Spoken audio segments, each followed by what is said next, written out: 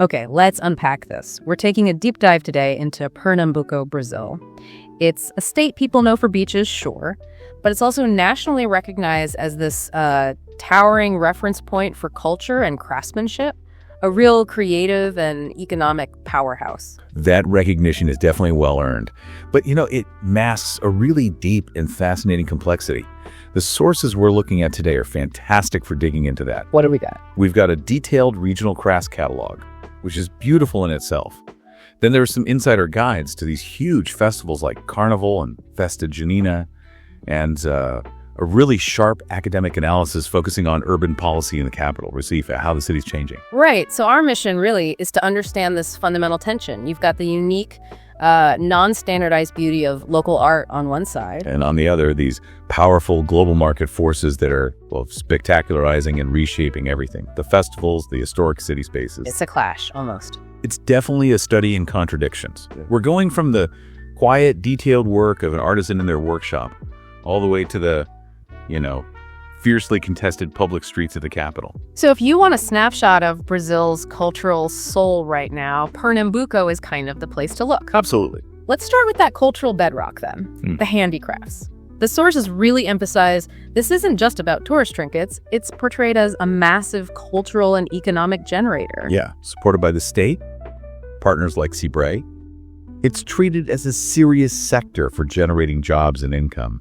It's rare for someone to visit and not leave with something handmade. And what's fascinating reading through this is just the sheer breadth of materials they use. It reflects the geography, like the source says, literally from the coast to the Sertão region. Exactly. And for anyone listening, the Sertão is that vast, semi-arid interior of northeast Brazil. Very different environment from the coast. Which means the crafts must be shaped by totally different resources, different challenges. Right. It forces maximum creativity, maximum resourcefulness. Looking at the catalog, you can kind of group the diversity by material. Take wood, for instance. Yeah. You see everything. Pottery mold art, intricate carving, detailed woodcut prints, and those really striking riverboat figureheads, the carancas. Almost mythical looking. Are there specific pieces mentioned that stand out? Oh, yeah. There's like this 6-piece nativity scene by an artist named Roque Santero. Incredible detail in miniature carving.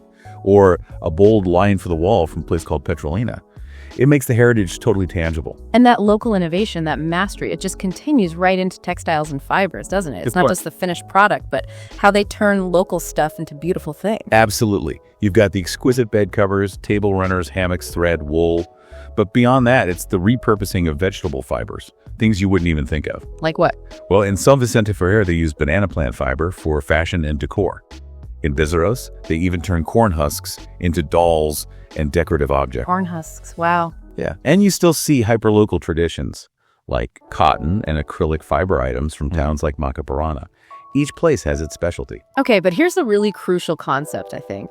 Why this sector actually works economically, even with global mass production everywhere. The value is tied to imperfection. That's it.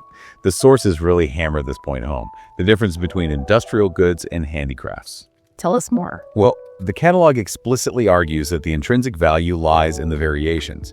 It mentions inaccurate weights as well as size and color tone variations. So where a factory prizes making everything identical? The artisan's piece gains value because it's not uniform. Those tiny differences aren't mistakes. They're the signature. Originality, beauty, authenticity. Non-standardization as a feature, not a bug. Exactly. It's the guarantee of uniqueness. It's kind of an intellectual counterpunch to the machine age, and critically, it's a powerful economic differentiator for the state. You're buying a story, a person's skill, not just an object. Okay, so moving from that tangible, maybe quieter beauty of craft to the dynamic energy of the region, let's talk festivals. Pernambuco is dominated by two giants, right? Carnival and Festa Junina. Carnival's a big one internationally, yeah. Centered in Recife and Olinda, famous for that absolutely immense Gala da Madrugada parade, pure spectacle. Yeah. Millions of people sometimes. But the sources remind us it's not just one giant party. There's more depth. That's right. Alongside that huge commercial spectacle, you have things like the Noite dos Tambores Silenciosos, the Night of the Silent Drums. What's that? It's this really contemplative, historic ritual. It honors enslaved people who died in prison. So you have this direct contrast. Massive, loud commercial fun and deeply solemn cultural memory happening almost side by side. That contrast really sets the stage for the other big one, Festa Junina, in June. Yeah, the June festivals. Celebrating the tropical winter solstice, unlike its European roots, which are summer. Yeah. The whole region just explodes with bonfires, fireworks, folk dancing. And food. Lots of corn, right? Canjica, come on out. Oh, definitely. And this is where regional rivalry really heats up.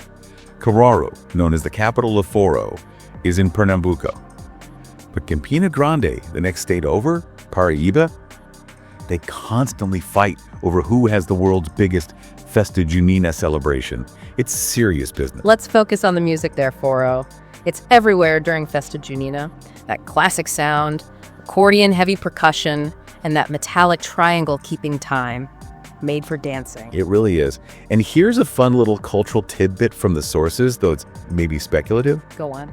There's this hypothesis about where the name Foro comes from, that it might be a corruption of the English phrase, for all. For all. How? Well, the story goes back to the 19th century.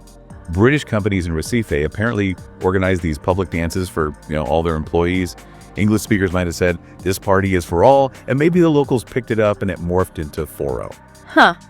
That's a fascinating possibility. A bit of linguistic mixing, creating a whole genre. Maybe.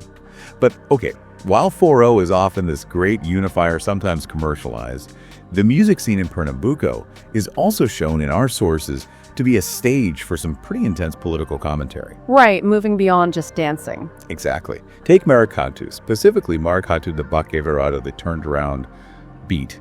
It's performed by a procession called a nação or nation, and they have this royal court. A royal court. Yeah, dressed in these incredibly elaborate costumes, sort of mimicking 18th century European nobles. It's very theatrical. So what happens when the government tries to, package that kind of tradition for tourism? Well, that's exactly what happened in the early 2000s. Mm-hmm. The government, influenced by these neoliberal ideas about entrepreneurship and the gig economy, branded Carnival as the multicultural carnival. Okay. The idea was basically to commodify these diverse cultural traditions, make them easily consumable, spectacular, to market the state globally, turn culture into an asset.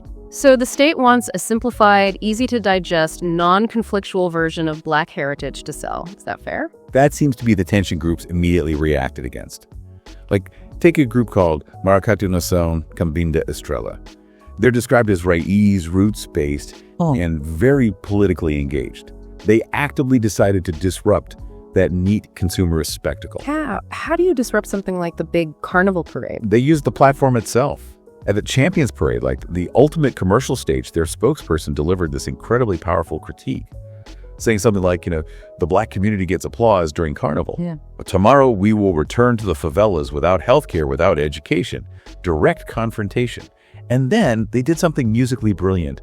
They incorporated the anti-apartheid anthem, Nkosi Sikelel iAfrica, right into their traditional Maracatu performance. Wow. So using a globally recognized symbol of anti-racist struggle. They instantly elevated their local performance into this universal statement about social injustice. It was a deliberate rejection of the market's demand for just a colorful, happy, apolitical image of Black culture. They're saying, we're not just performers for your entertainment, we're political actors, and our struggle is real and ongoing.